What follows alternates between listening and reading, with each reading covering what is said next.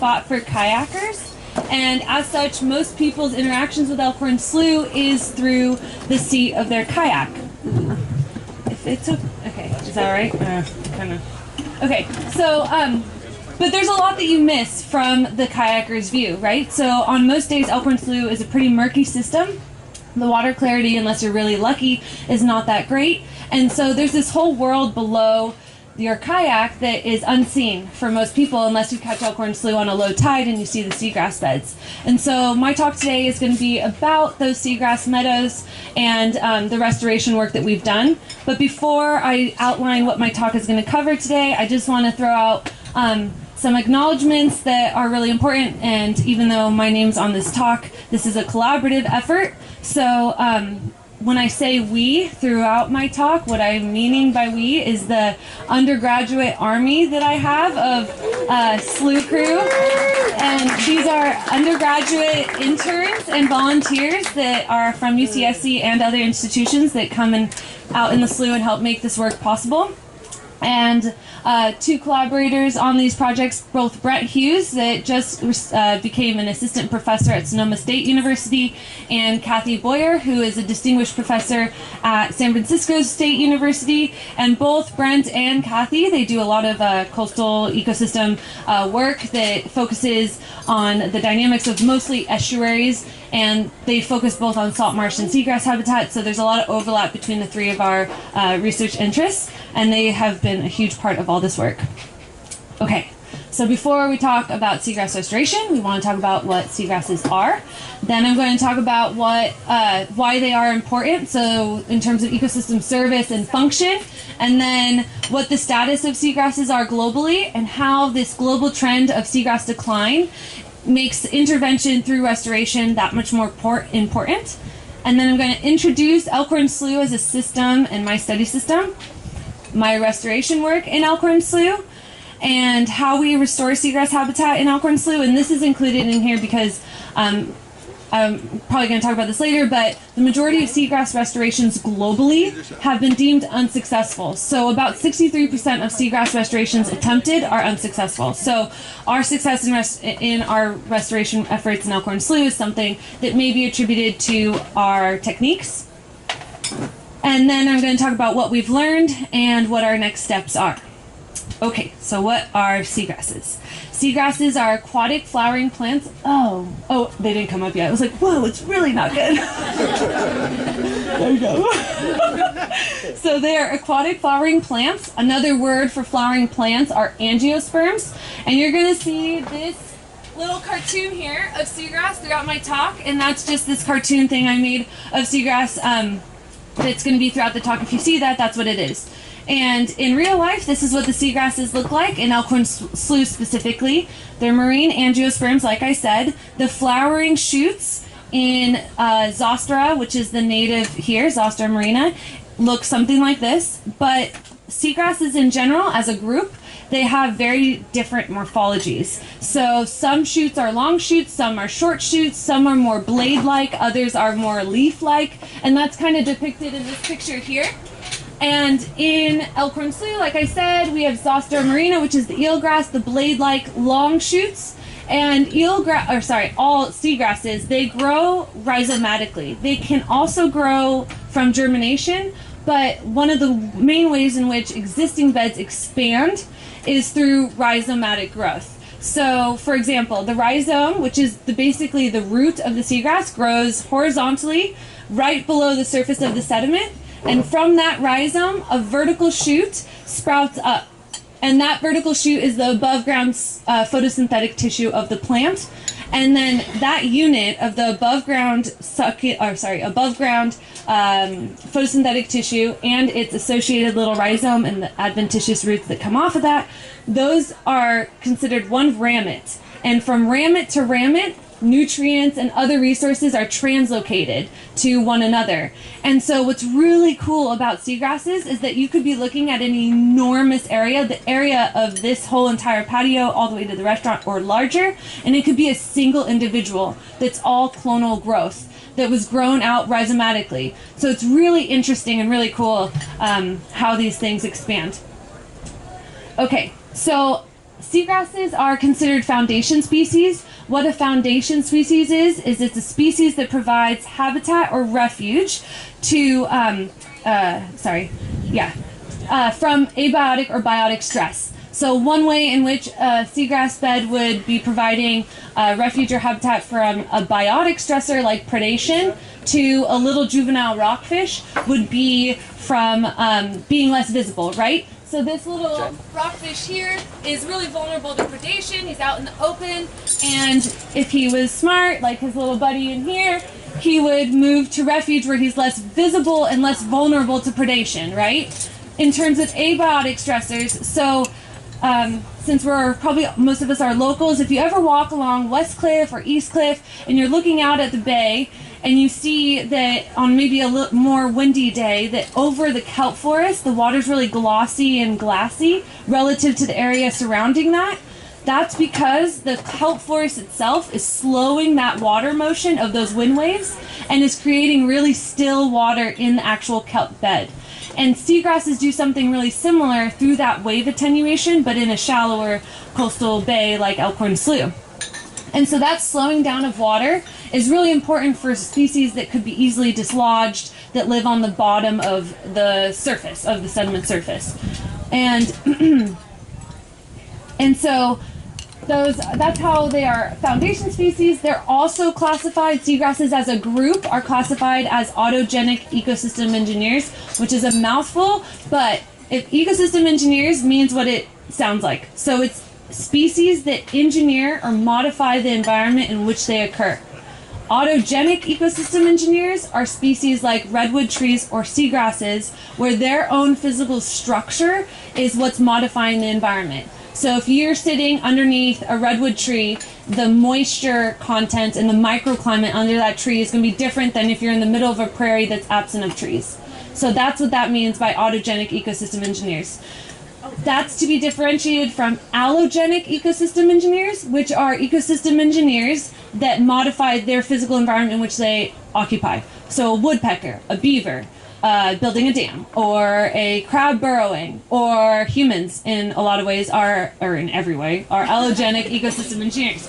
We ourselves as human beings are not modifying our environment by our physical structure, but we build everything. So in that way, we're allogenic ecosystem engineers. So that's a differentiation. And so, like I said, there's trees, coral are considered autogenic ecosystem engineers, as are kelp forests and seagrasses. So this is a really cool group to be lumped into. So seagrasses are also really neat because as foundation species, they initiate these positive feedbacks that actually ensure their own persistence over time. And what that means is that, for example, if you imagine the tide coming into an area that has seagrass, as that sediment-laden water, so that water that has all these coarse particulates suspended in the water column, as it flows across the seagrass bed, the physical structure of the seagrass itself is going to slow down water flow, and that slowing down of the water is going to allow coarser, larger particles to settle out. And then the water is going to slow down even more as it moves across because of the actual structure of the seagrass just slowing down things. And then the water clarity is going to be improved as you move across the seagrass bed, which is a really cool phenomenon that occurs because then with increased water clarity, you have an increase in the amount of light that's being reached to the seagrass bed, and so then the photosynthetic rate is able to increase. And one of the main limitations of seagrasses in terms of their range is depth. And the reason it's depth is because of light attenuation. And if the water is being clarified by the seagrasses that are presently there, then maybe when it expands both vertically and laterally, it can reach deeper depths and expand to areas where it previously wasn't. Super interesting and really cool. And also, seagrasses provide the vegetative structure that provides habitat to lots of species like crabs and fishes and marine mammals, birds, all these things. And some of these species are in this collage here. These are just some of the species that rely in one way or in another, either through their entire life history or just for a short duration of their life history, on seagrass systems. And that's one of the ways that, like, inherently we should value seagrass ecosystems, but there's also a lot of cultural value in terms of recreational activity. There's hunting. Duck hunting is really popular in Elkhorn Slough. Fishing, kayaking, and just the aesthetic value of these systems. They're incredibly beautiful.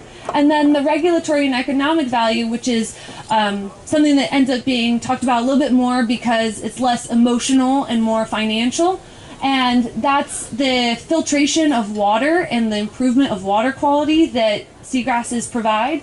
The sequestration and storage of carbon that's both more efficient and for longer periods of time than tropical terrestrial forests, which is something a lot of people don't think about because we think of, the tropics as sequestering all of our carbon. And even though seagrasses occupy such a small fraction of our global spatial extent, they are much more effective at storing carbon and are theoretically infinite stores. If you have questions about that, that's not in my talk, but and then they also provide a storm buffer to develop coastlines through wave attenuation and provide a nursery habitat to commercially and recreationally harvested species of fishes and invertebrates that are also super critical for sustainable fisheries.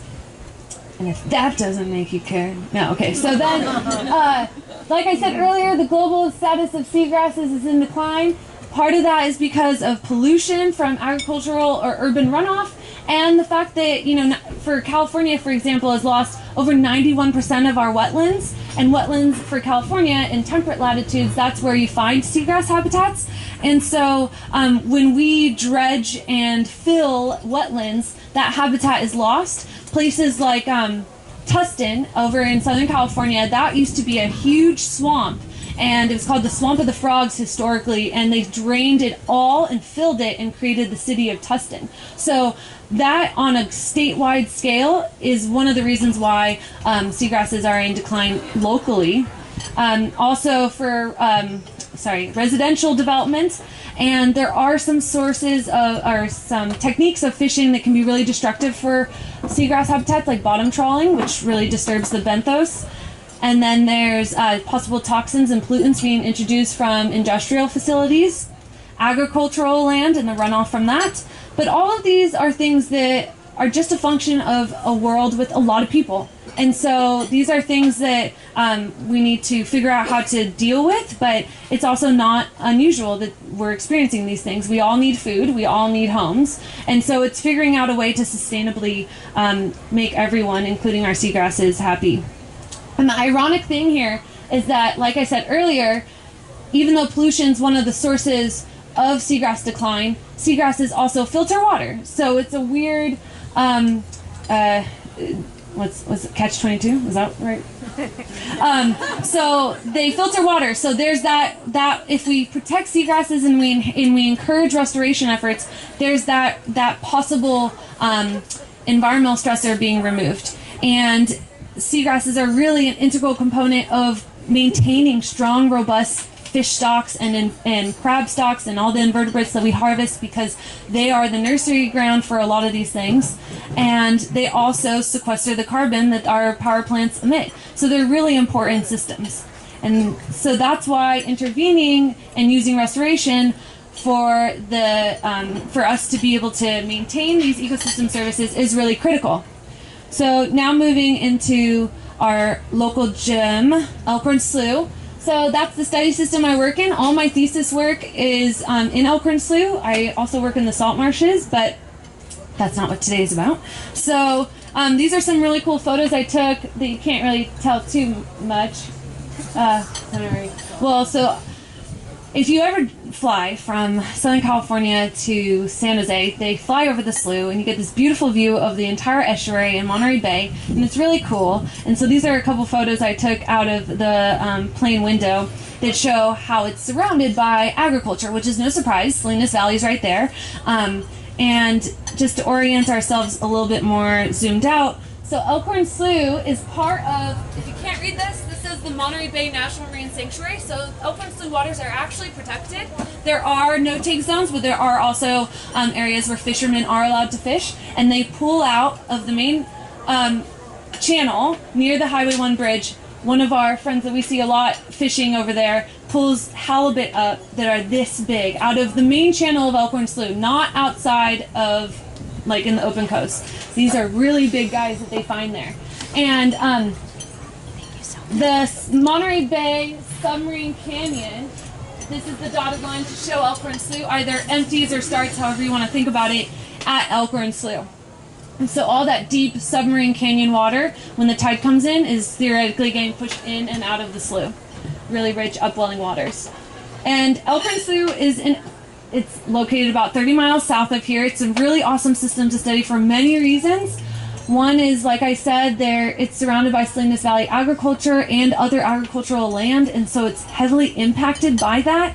Just as a function of the location, it's really nutrient loaded or eutrophic, and it is the hydrology of the system has been completely altered to accommodate the construction of Moss Landing Harbor, which I'm going to go into briefly, and possibly to some of you the coolest part. It's the only estuary in Central California with a large resident population of southern sea otters throughout almost the entire extent of the main channel. Morro Bay does have otters in the bay, but not in the numbers or as far up into Morro Bay as they are in Elkhorn Slough. They almost occupy every inch of that estuary. And so I'm just going to quickly introduce a trophic cascade that Brent Hughes discovered in his paper that he has published in 2013 in PNAS. And so what a trophic cascade is basically it's when you have some sort of important top predator that initiates these cascading effects on an ecosystem. The dotted lines in most of these diagrams are always meaning indirect interactions. Solid lines are direct interactions. So what's going on here is that the otter at the top, they are eating and removing these predatory cancer crabs.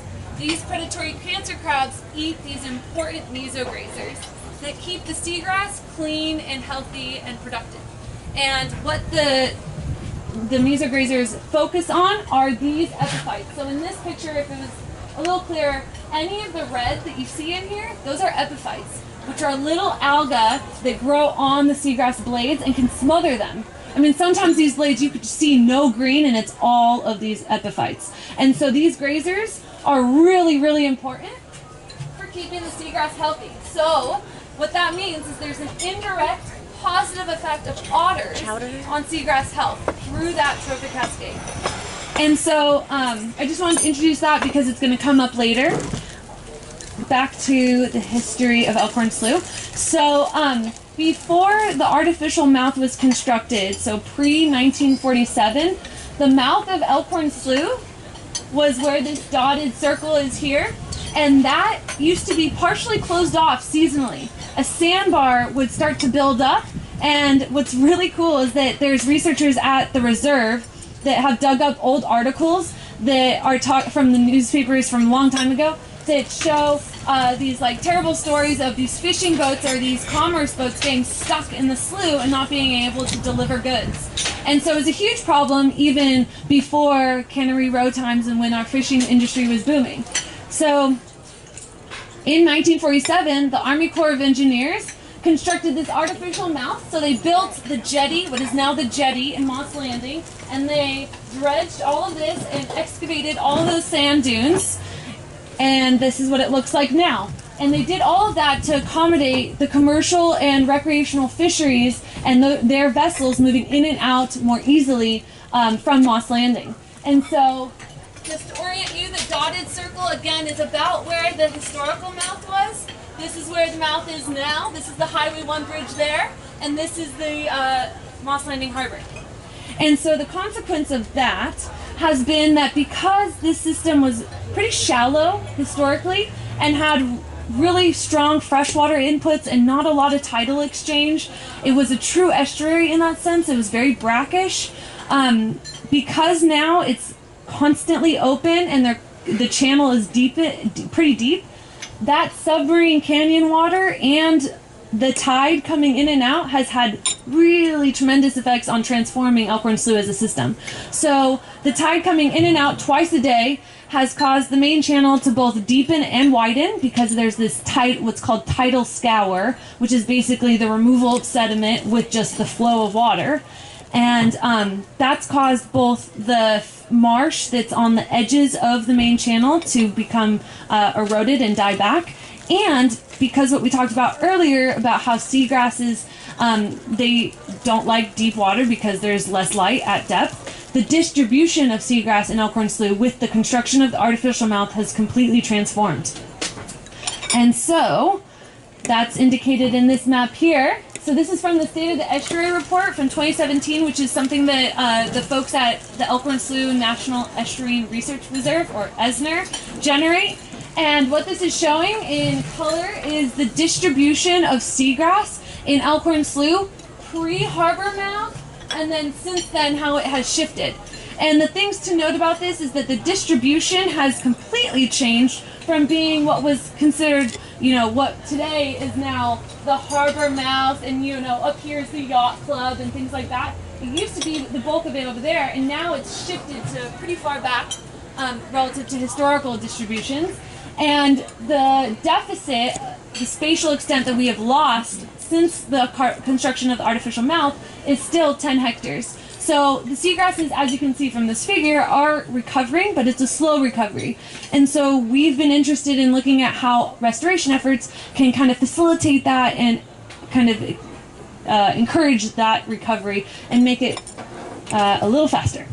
So seagrass research and seagrass restoration has become increasingly more common. A lot of restoration efforts in the field of ecology have focused on coral restorations, but with this relatively new discovery of the importance of blue carbon and how efficient these systems are at sequestering carbon, there's been a lot of investment of time and research in exploring seagrass restoration. But like I said, for one reason or another, restoration efforts have been pretty unsuccessful on a global scale. And so, for one reason or another, these are just some photos, some fun photos of us doing our seagrass work. It's really rewarding. All my other stuff is working in these perennial salt marshes that take a year to even respond to anything I do. I transplant little shoots of seagrass and I come back a couple months later and they're super tall and beautiful and lush, and it's really rewarding, and it's kind of like a nice instant gratification thing. Completely different for working in the salt marsh. But so how we do our restoration work is we harvest from the largest bed in Elkhorn Slough. We harvest on scuba, so we're not trampling in the bed and causing excessive damage. And we harvest very over a large spatial scale, so we don't create any bare patches or anything like that. And then we bring them up to the boat. And what we do, I hope this isn't going to do sound. Hopefully, oh good. Oh, good. Okay, so what we do is we hand those chutes to our undergrad team on the surface, and they sort through the chutes, cut the chutes to their desired length that we choose beforehand, some sort of standardized length that makes sense. And then we cut any rhizomes that are extra long because they become they get tangled in each other if they're too long. And so after they prep all the chutes, they hand them to the divers. That's me with all of our field gear on me, and then we go down in buddy teams and we transplant our plots. And so, there's Lauren. Yeah, so that's how we do that. And then we've conducted 3 restorations as of today. And the first restoration in 2015 was done in May, which we thought was the perfect time because that's about when the seagrass beds are becoming super productive and there's a lot of photosynthesis going on, and you'd think, okay, this is the best time to do this. Well, we were completely wrong, because that's also when the ephemeral or seasonal macroalgal blooms come. And at the time, we were cutting the shoots to 20 centimeters above basically the rhizome so that we could track how canopy height changed over time, which is a really cool metric to measure. So what happened was these huge ephemeral macroalgal blooms moved into the slough and smothered a lot of our plots. So this map here is showing percent cover of algae. So the larger the circle, the higher the percent cover of algae. Red dots are 100% cover. And what happened was when we had high or 100% cover algae, we saw few to no shoots in those plot areas. And so learning from that, we did another restoration. But see, what was interesting is that the plots that did survive that ephemeral macroalgal bloom grew to be enormous, really healthy and lush plots.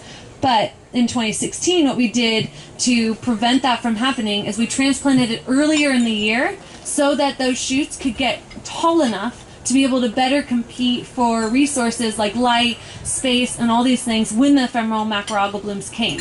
And just to kind of give you a picture of like a mild case of algae in the subtitle of Elkhorn Slough, these are some videos I took with these guys like a month or two ago, right before the ephemeral macroalgal blooms were really taking hold. And you can see the ulvas pretty much scattered all over here. And I always tell this story that I've lost a lot of things in the slough, but one thing I lost that hurt especially bad was my GoPro on its GoPro stick, which was extended this big. So I dropped it and immediately knew I dropped it. So I bent down to get it, and I have all my scuba gear, and I'm in the water, and I looked down, and I was reaching for the bottom, and my head was in the ulva at that depth.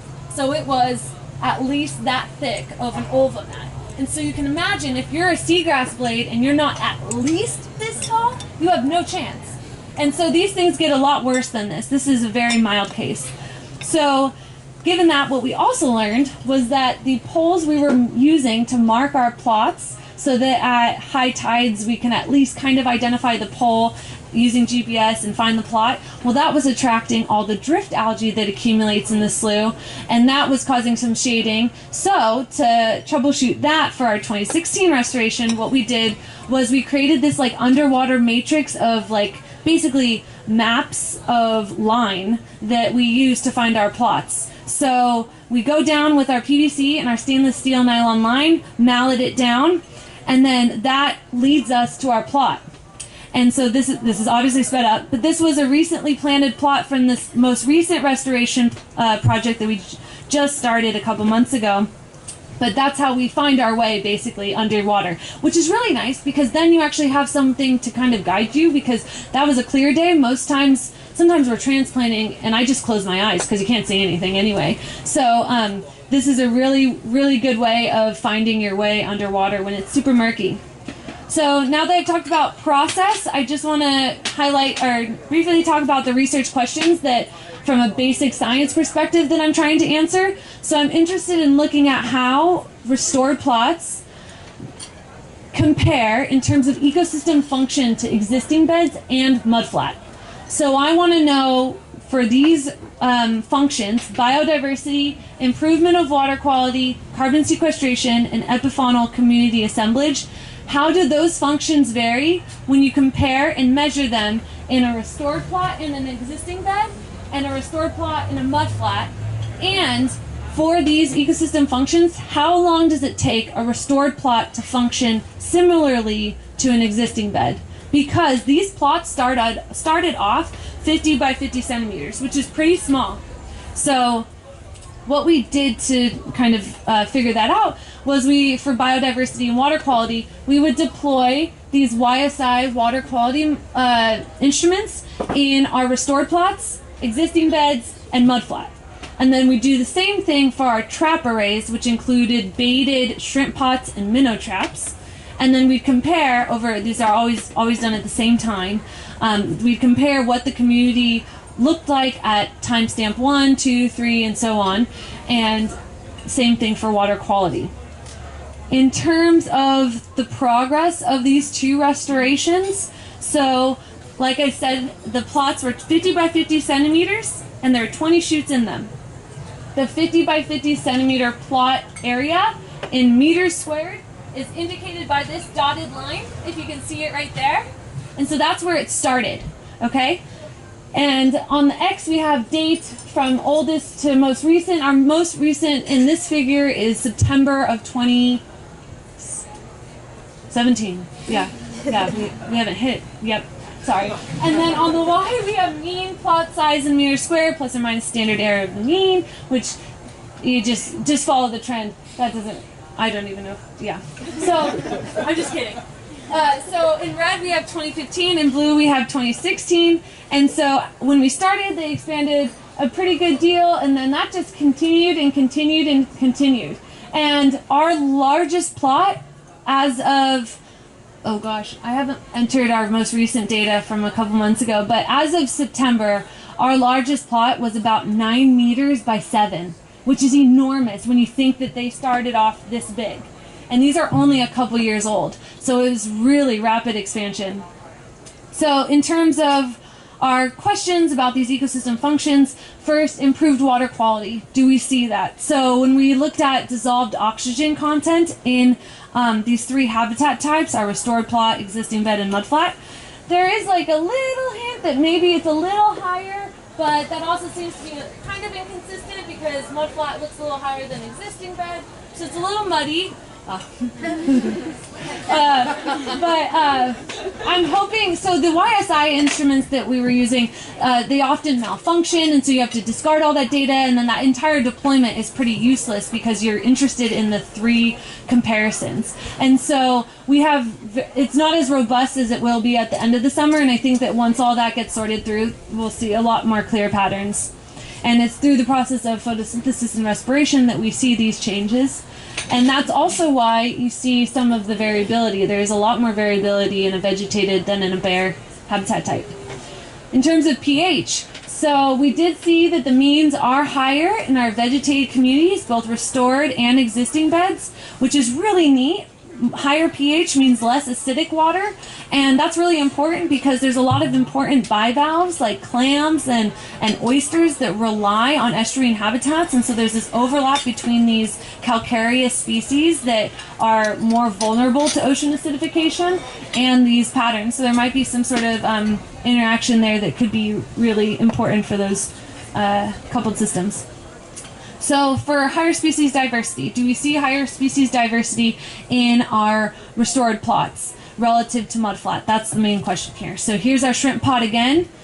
And what we saw was that there was this little lag between the mean number of species trapped in our 2016 restoration than our 2015, which makes perfect sense. They're smaller and they're a year younger. And in terms of the community we saw in our restored plots and in the existing beds as well, we saw cancer crabs, so red rock crabs, juvenile rockfish, kelp crabs, surf perch, I didn't do it fast enough, round rays, and cabezon, which are all in one way or another really commercially important species or recreationally important in terms of fishing. And we also saw that there was a higher number of species trapped, mean number of species trapped in our existing beds, which also makes sense. They've been there longer, they're more established in the system, and so they could support more species. What's really interesting is that for mudflat, so 2 things. There was a big difference between the number of species we found in mudflat versus our vegetated communities. What's also really interesting and really important is that one of the species that we found favored our mudflat habitat was the Dungeness crab, which is extremely important. So we saw way more Dungeness crabs that were utilizing mudflat habitat or these unstructured habitats than our existing beds. And I think because of the quick refuge that a small restoration plot provides, we did find more Dungeness in restored plots than in existing beds. So that's an interesting pattern that we saw. For minnow traps, the pattern was not as strong, the differences were not as great, but the one really neat thing I wanted to mention was that in our minnow traps in the existing beds, we caught quite a few bay pipefish, which are really dependent on seagrass habitat.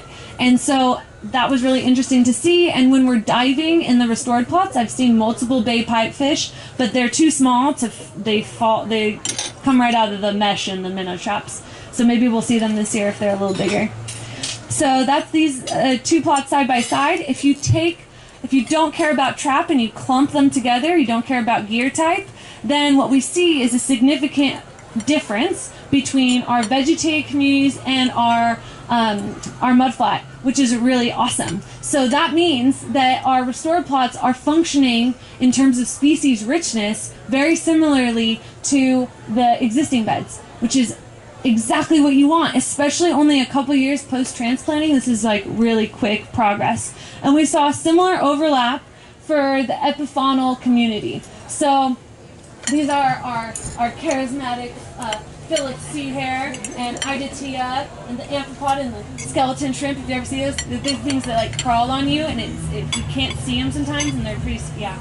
So, and what this plot really just means is that if you see overlap, if they're not distinct circles that are separated from each other, and you do see overlap like we see here, then you can conclude that the community assemblage is similar between the two habitat types, which is so interesting and really surprising, because this was for our 2016 restoration. This is when a year later when we monitored, and already it has the same epifaunal community assemblage that is so critical for this trophic cascade and for maintaining healthy eelgrass beds or seagrass beds. So that leads me into where we're going next or now, which is looking at this new restoration where we are.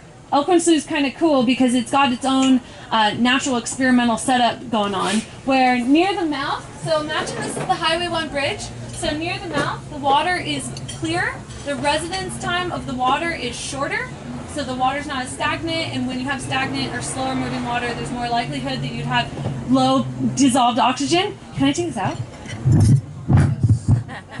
I'm sorry. So clearer water, less algae relative to the rest of the slough. Still a lot of algae, but less compared to the upper reaches of the estuary.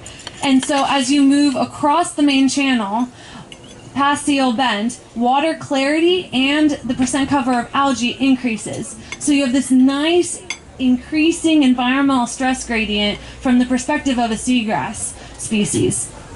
And so what we're doing now is to kind of, in a more applied sense, look at how managers can best allocate their resources, because seagrass restoration is really time consuming. It can be really expensive if you don't have like undergrads and grad students that want to do it for free, and so it's really important to understand how to best allocate those resources. And so that's what I'm kind of transitioning into for this newest restoration, looking at in these more benign environments, can you plant low effort, smaller plots that will naturally expand because the environmental conditions are conducive for that. And then in more stressful environments, plant larger plots that will be buffered because they're larger and hopefully large enough to facilitate those positive feedbacks of improving water clarity and stripping the water of sediment and all these things, that then they can persist for as well. And so the reason that this is really important is because without knowing this, either you have an equal effort across your system and see high mortality like we have seen, or like we saw the first restoration when we transplanted at the incorrect time, or you transplant only in your benign environment where you know that there's a high likelihood that those plots are going to persist over time, but now you're only restoring in areas that would probably naturally restore on their own versus areas that could probably really benefit from seagrass restoration and might take centuries to naturally recover to. And so just another layer, I know this figure is getting kind of overwhelming, but integrating now Brent's trophic cascade into the mix, we're quantifying the effect of otters on seagrass restoration success. So the hypothesis being that in benign environments, top-down control is not as important where the environment is already pretty benign versus in stressful environments where you're already overwhelmed with turbid water and lots of algae, maintaining that strong mesograzer community is even more important in those situations. So the trophic cascade we hypothesize would be much more important in those scenarios.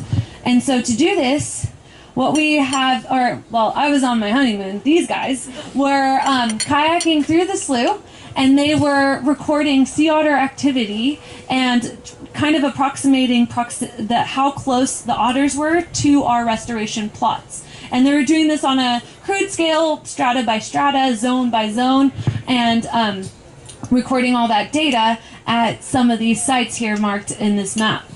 And so what we expect to see in graph form is pretty similar. So if we were to transplant a small, a medium, and a large, we have transplanted this size was done in 2015 and 2016, so we do have data from that. But our most recent restoration, we did small and large. Our small is 25 by 25 centimeters. It's pretty small. Our large is 100 by 100. It's a massive, it's 100 by 100 centimeters. It's a massive area with 80 shoots here and 5 shoots here, keeping density consistent. And what we expect to see is that in the benign environments near the mouth, that there would be equal likelihood of success regardless of plot size over time. In our more stressful environments, we'd expect the smaller plots to die off almost immediately, the medium-sized ones to persist, maybe until an ephemeral macroalgal bloom hits and then they die off. And for the larger plots, if our hypothesis is correct, and there is this buffering capacity of larger plot size, for them to persist over time and for there to be a higher likelihood of success. And so what this really comes down to is finagling the water quality component, the algal or biotic component, and this trophic cascade to best allocate resources from a management perspective. And the take-homes, I would say, is one, restoration super fun. This is one of our restoration plots that's enormous now. This is the biggest little Philip sea hare I've ever, or Taylor sea hare, sorry, I've ever seen before. It was 4 fingers long. That's enormous for these guys. And only a couple days after transplanting, these awesome nudibranchs moved into our plots, and enormous sheep crabs. If you know what a sheep crab is, they moved into our plots. Actually scared me a lot, but because they're huge. I tried to put in a video, but I don't think it works. So, take home. What we learned. So we learned that the timing matters, both in terms of ephemeral macroalgal blooms, and we wanted to transplant in 2016 earlier than we were able to because there were so many storms. And if you are ever in Elkhorn Slough after we've had a lot of rain, it looks like chocolate milk for weeks. For weeks. You cannot dive in that water. It's like diving in the Amazon. You can't dive it. And so we also learned that seagrass restoration plots can increase the biodiversity or the species richness of the subtidal community, that there is the capacity for increasing dissolved oxygen in the overlying water, that there's the potential for seagrass restoration to act as a pH buffer for acidified oceans, and that there's this possible avenue of using our basic science of and experimental restoration work to inform managers, and also integrating every level of the ecosystem. You know, there's top-down control, there's the importance of predators, there's also the water quality component. It's a complicated, dynamic system, and so you really need to cover all of them to really improve the success of your seagrass restoration project.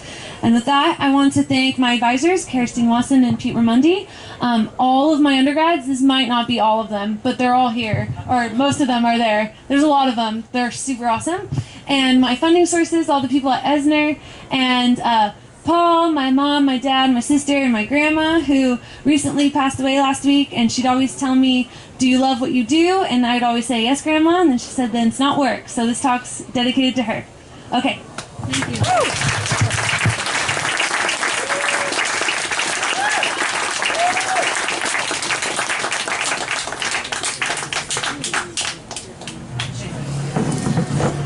Good. Questions? Oh, questions? Yeah. So, do you think the seagrass could mitigate the dead zones from livestock manure runoff? Repeat the question.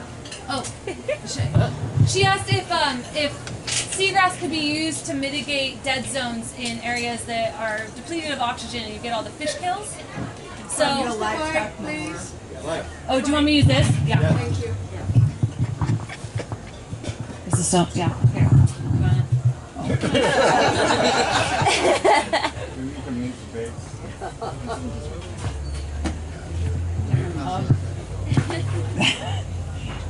So I was wondering if the seagrass could mitigate the massive dead zones from livestock manure runoff on both coasts. On both coasts.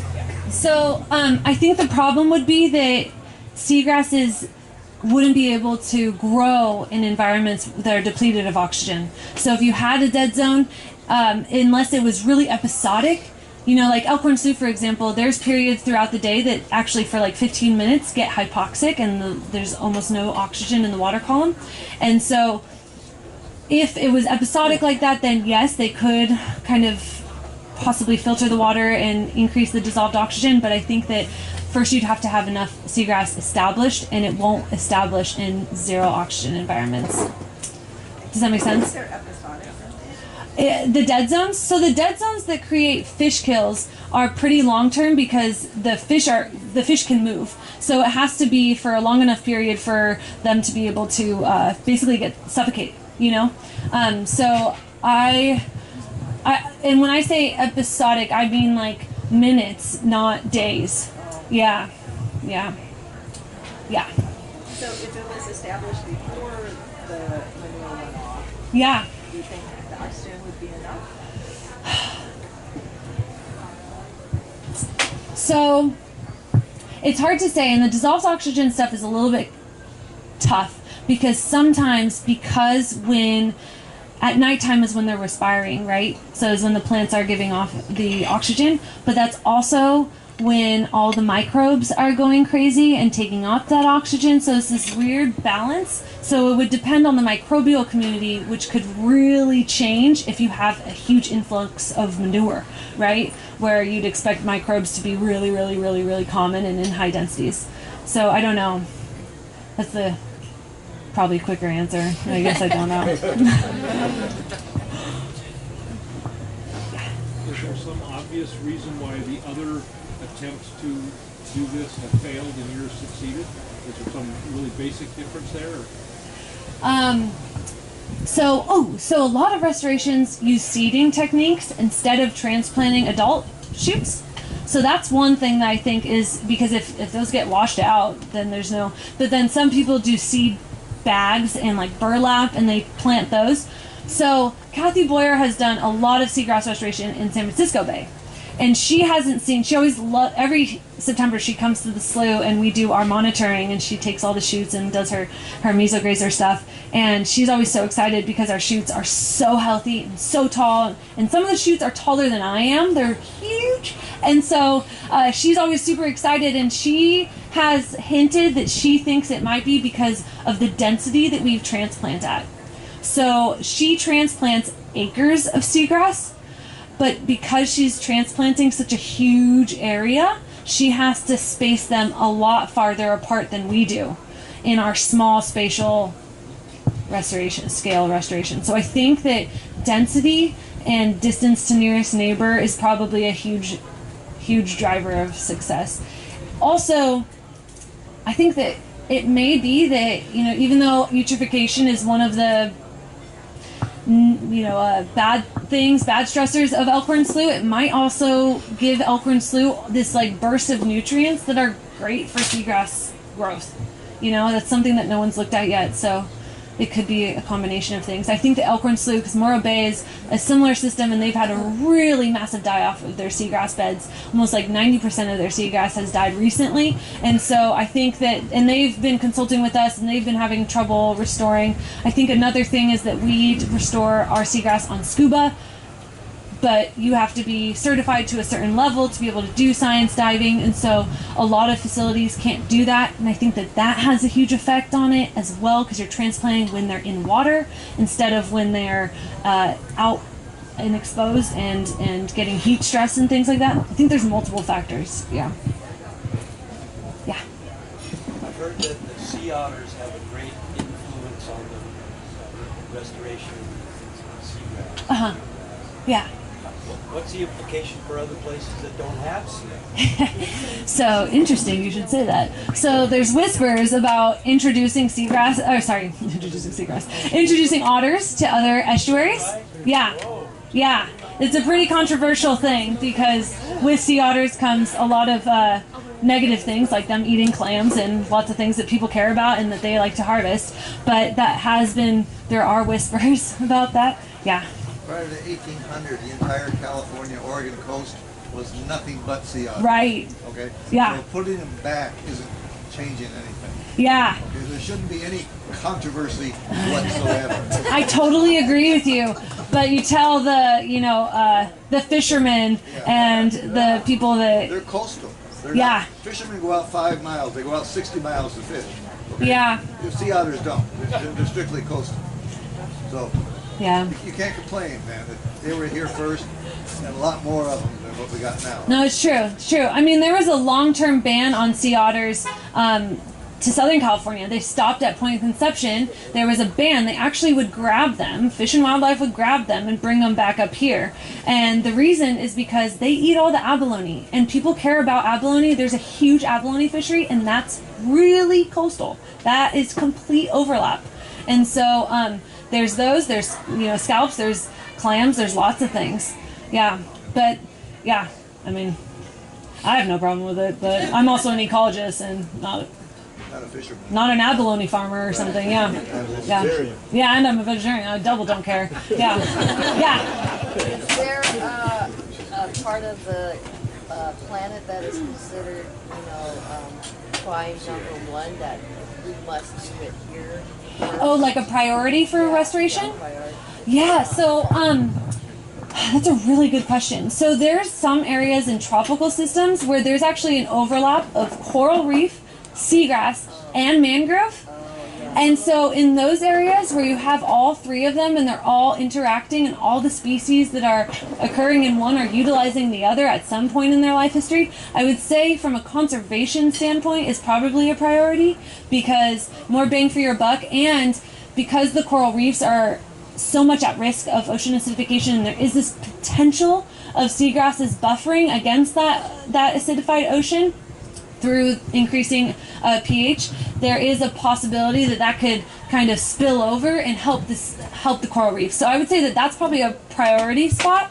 I'm biased and think that tropical systems get too much hype and that temperate latitudes are just as great. Yep. So I think that the state of California, given that we've lost such a huge percentage of our wetland habitat, I think that preserving what we have left is a top priority.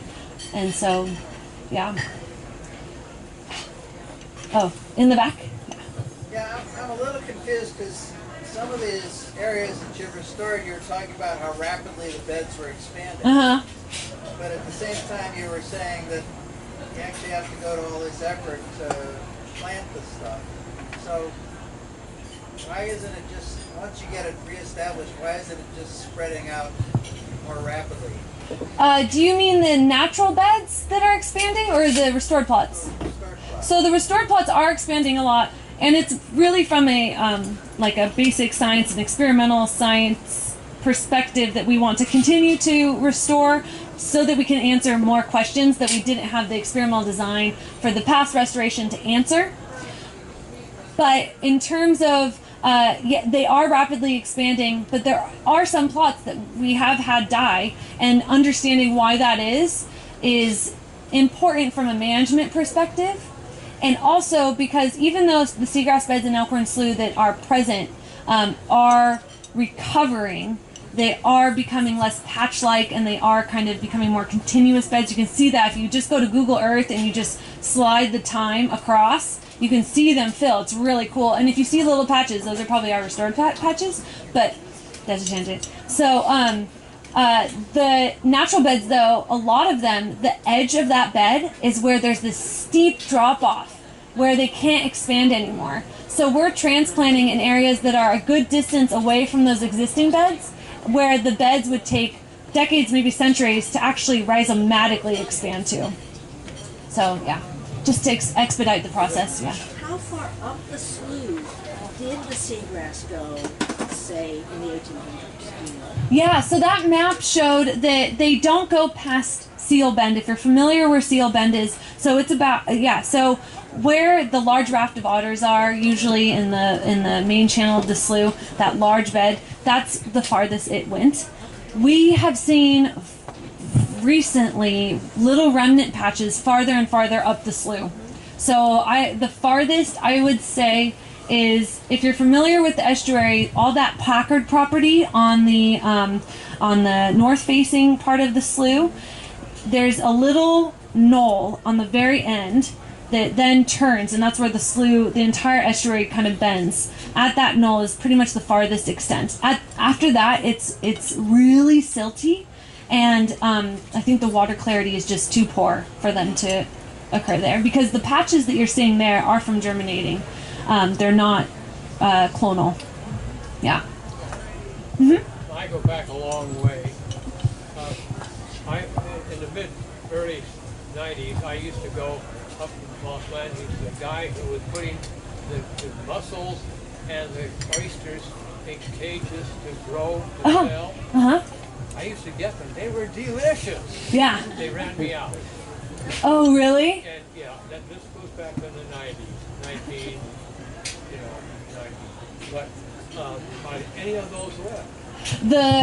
Where were these? Well, I was, you used to come in. We can't go. That one place you come down the hill, past the gas station, and you can go. Oh yeah. Oh. And they closed that off. Yeah. So that's now owned by the Packard family. Okay. And so it's all private land. The Packard family and Julie Packard, which is big at the Monterey Bay Aquarium, they're really big into buying public land and making it impossible to develop on. So all that land is blocked off. They have some ranch hands that move the cattle along and stuff and do grazing. But yeah, it's all private. There's the nursery, but you can't go beyond the nursery. And I saw my first sea otter in July 1939 out at the buoy off the Santa Cruz Wharf. Oh wow, that's so awesome. Baby sea lion. That's It awesome. was a long time before I learned what the heck it was. You should tell the people at UCSC. They'd love that timestamp. That's awesome. I grew up at Mitchell's Cove. Anybody? Oh yeah. I know all the Mitchells. There's only one left. Only Alan. That's awesome. I grew up on our property was on Mitchell's Cove. That's awesome. So we came there in 1935. Local expert. Yeah. Okay, you guys, we gotta wrap up. The Great Place is last question. I saw something there that looked very much like a pipefish. Oh yes. And I thought they were only tropical. No. Is it a pipefish? Yeah, it's a pipefish. So we have the bay pipefish, which is exclusively found in seagrass habitats. Yeah. That is very cool. It's super cool. They're so fun. Yeah. Oh, so the adult that I usually catch is this big, but when we dive in the bed, the smaller ones you see are like about that big. Yeah. Okay, you guys, let's thank Kat. Thank you so much. Next month, there's no science on tap. We'll be back in August, so please join us for another talk about condors and stress of condors. And enjoy your July without us. Thank you so much for coming. Zach somebody. Sorry, it's posted on the website. No more talks till August? Yeah, no, we're skipping July. Interesting.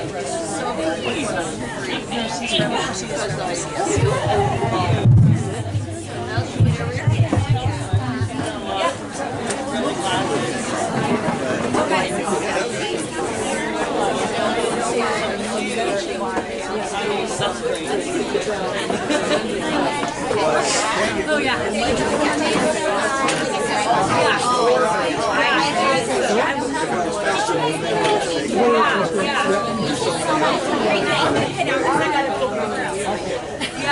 Yeah.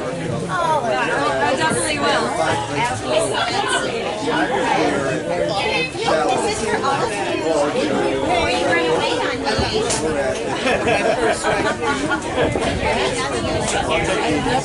But the otters just seek to love it. This is for Katie. This is for Sarah. And then this is Steve's reward. Thank you. This is your friend. Very organized. I am. It works out for me.